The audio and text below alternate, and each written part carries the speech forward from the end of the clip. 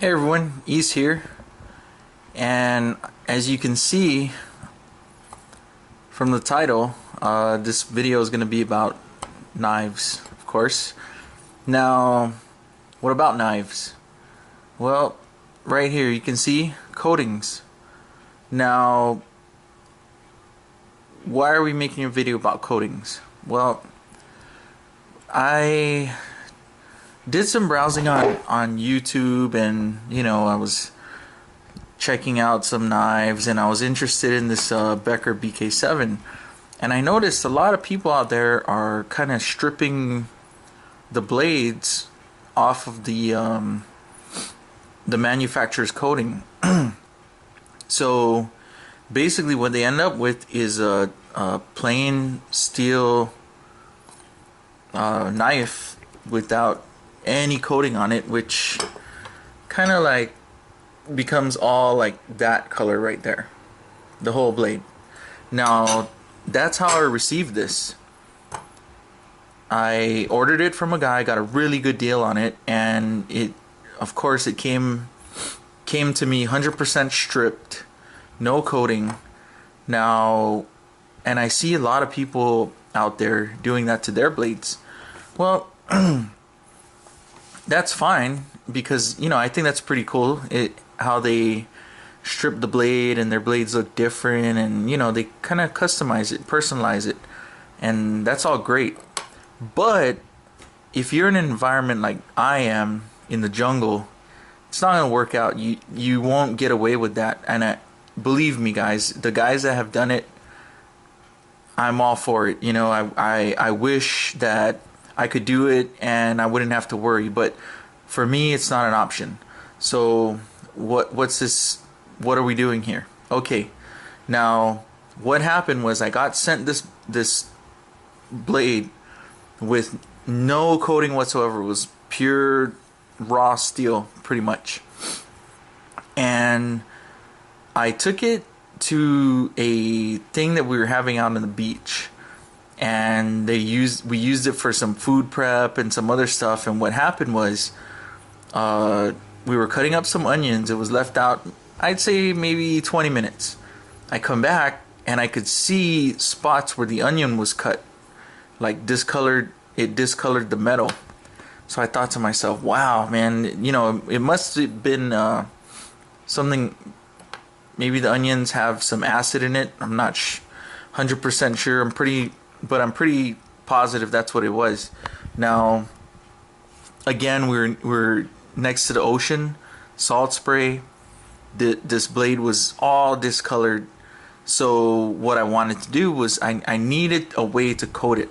Now, for all the guys and girls out there who aren't in an area that has access to the popular coatings out there that they can put on these blades, kind of like a Duracoat or something, and you're like me, where that's not available to us, then we got to find other options. So because here's why. Let me show you the importance.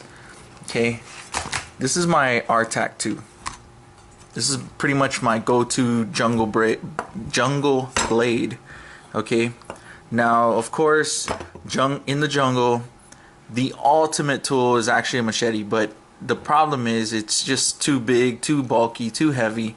Now, you don't want to be carrying a machete and try and go hunting with a bow or a rifle, or whatever you're gonna go do in the jungle.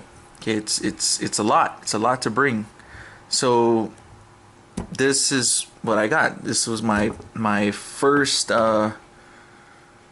purposely made survival knife, you could say. Growing up, I just actually had a short machete.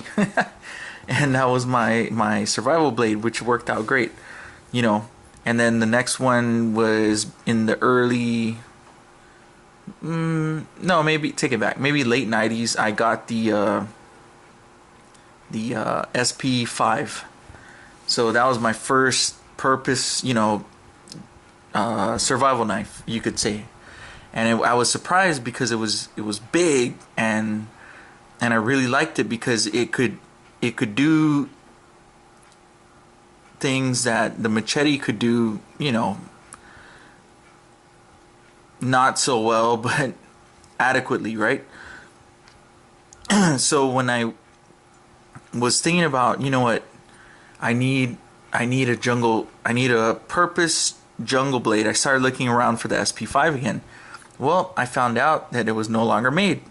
So I went with the RTAC 2.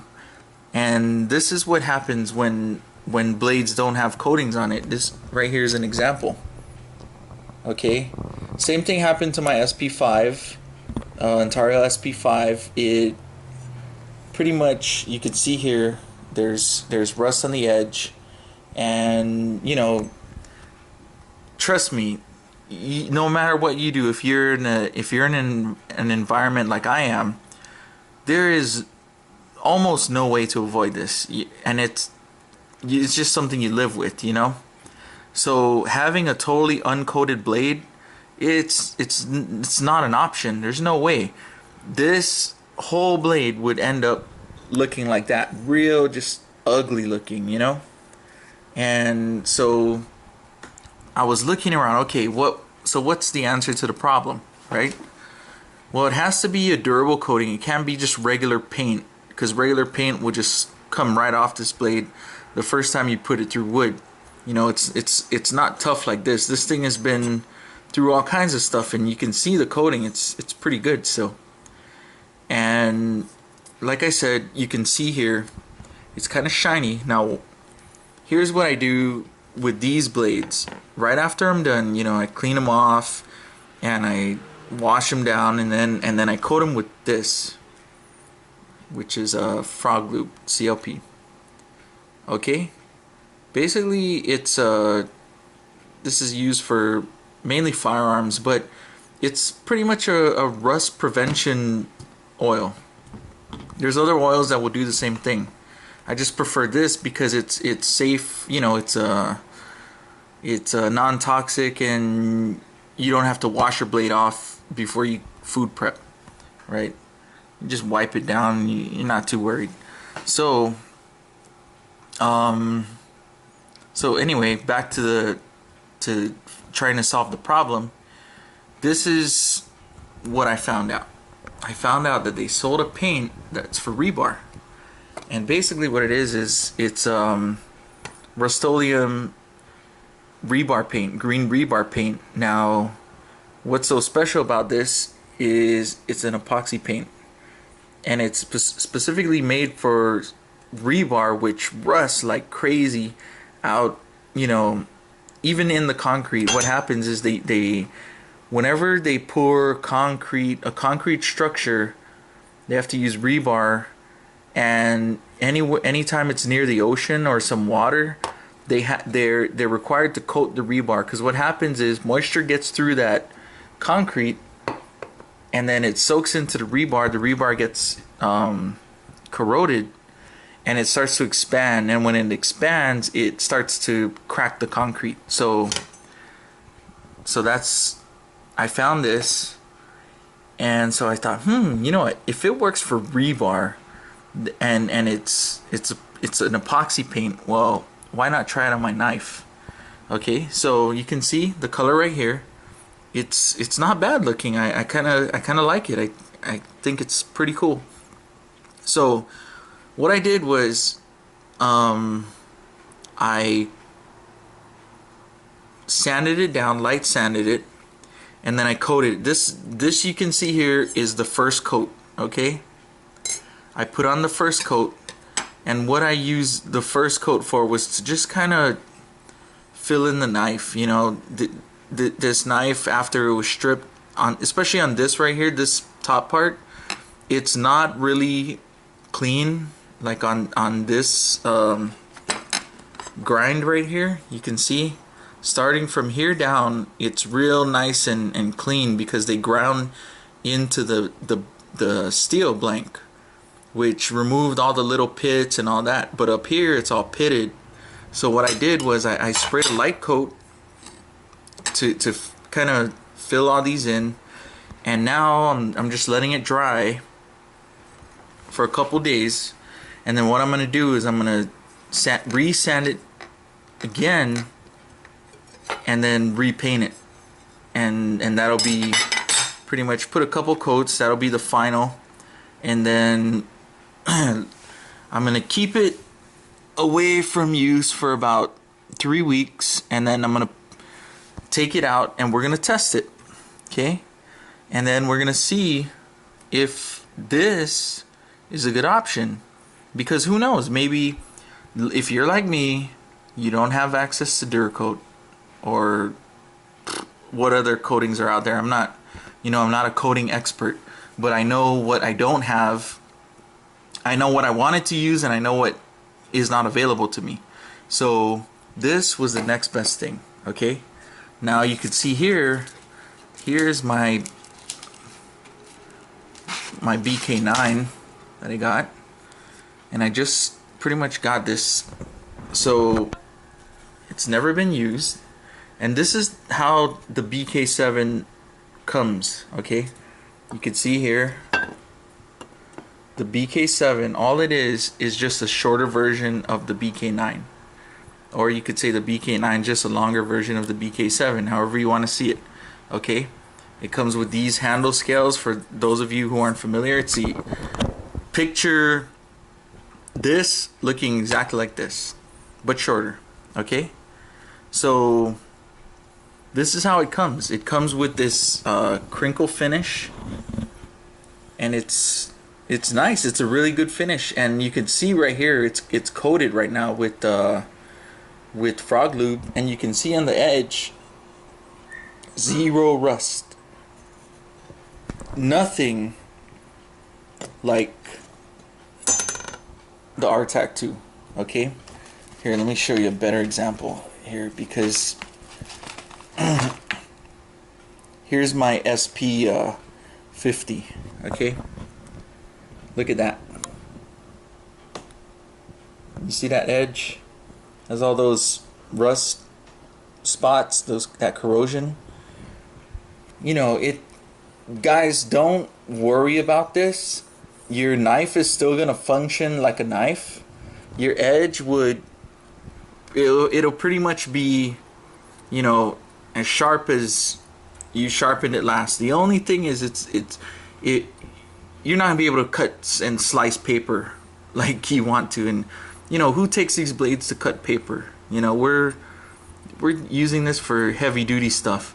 So this corrosion, don't go crazy about it. Don't freak out. It's just right on the surface. If you take a stone, or whatever you guys use to sharpen your knives, it's gonna come right off.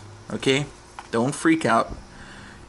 The only reason why I wanted to coat the blade is so that it doesn't look so ugly. I don't want that color all over my BK7.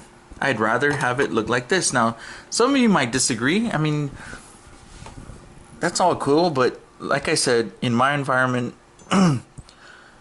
the blade coatings are a must. Okay, you look at this one, you could see the top of the SP50.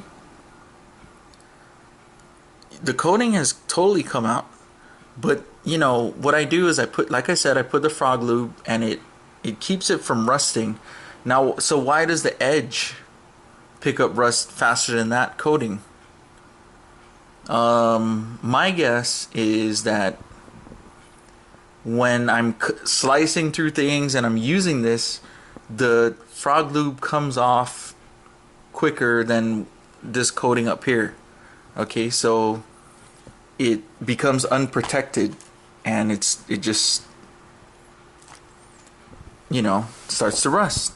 Okay, so I'm gonna make this video for kind of a reference, so that if anyone's out there looking for a way to coat their blades without having access, just like me, or maybe not even having the money, this can right here, I think was about 14 bucks, $14 to $18. I can't remember, but I believe the cheapest Duracoat package that I found, and this is not including the airbrush that you need to apply it, was I think around 40 bucks, if I'm not mistaken, 30 to 40. So I mean, just the light coat that I put on here, this can is still full, and I only spent 14 to 18 bucks. So if this works out, you know, it may not be your preference. I mean, trust me, if I had access to a real coating, believe me, it's not the money. I would rather use it. Like I said, it's not available to me where I'm from, where I'm at. They won't ship it out, so this is the next best thing. And if you're like me, or you know, it's just not available, or maybe you don't have the budget, then hopefully we'll see. You know, it's not proven yet. I'm just gonna throw this out there as an option. Like I said, I still need to put the second coat on, and then we need to take it out and beat on it and see, will the coating be, you know, similar to this, or even this. You know, if it is, then hey, there's an option. Maybe when this thing runs all the way out, what I'll do is I'll take this and coat it. Now you can see here with the Becker BK9 and the Ontario RTAC 2, you can take off the handle scales, not a problem, and then it'll end up looking like kind of like this, you know, just the steel, and then you can paint the whole thing and not worry. With these blades, here you can see how much a coating is worth, you know. Look at this. No rust, I don't have to worry about it because the coating's still there. Now this blade is the Ontario SP43. Now this one is just kind of like my backpack blade. It never really sees any action, you know. These ones here I just pound on, with the exception of the Becker. I kind of never got to use it besides that beach thing.